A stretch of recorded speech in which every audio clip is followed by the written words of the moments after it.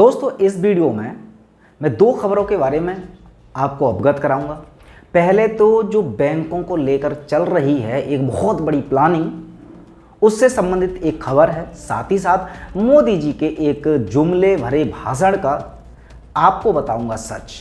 दोनों ही खबरें आपको जानना बेहद ज़रूरी हैं, इसलिए दोनों खबरें जानने के लिए बने रहिए हमारे साथ।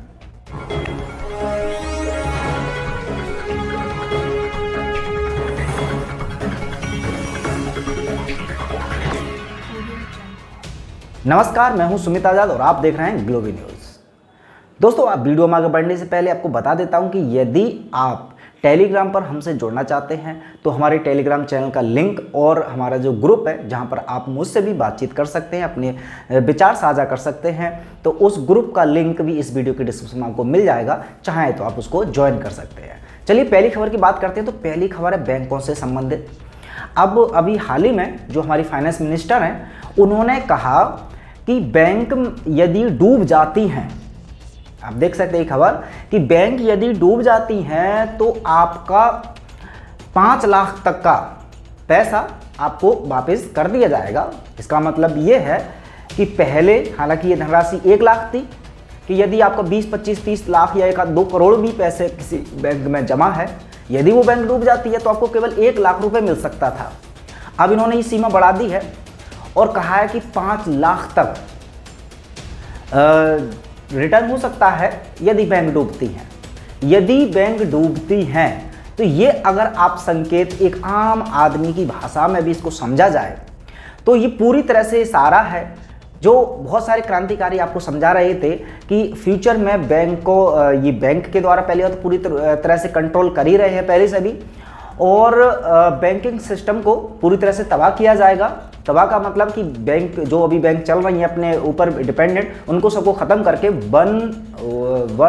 वन बैंक का ये सिस्टम लाने वाले हैं।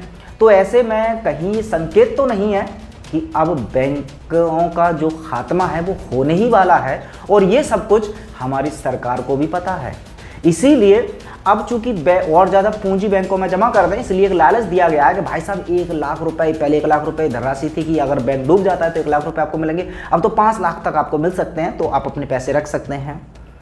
लेकिन इस तरह की ये चिंता जताना या इस तरह के ये ऑफर देना, ये इस षड्यंत्र के छुपे हुए पहलू को दिखाता है कि बैंकों को ये तबाह करके हो सकता है कि सब बैंकिंग सिस्टम ख़त्म करके वो जो उनका आप जानते हैं कि जो वर्ल्ड ऑर्डर की बात करते हैं बार बार, मैंने भी कई वीडियो बताया है, उसका जो एक पॉइंट है कि 1 वर्ल्ड 1 बैंक, सबको ये ख़त्म करना है सब बैंकों वगैरह को, केवल एक ही बैंक रहेगी जो कि कंट्रोल में रहेगी उन षड्यंत्रकारियों के।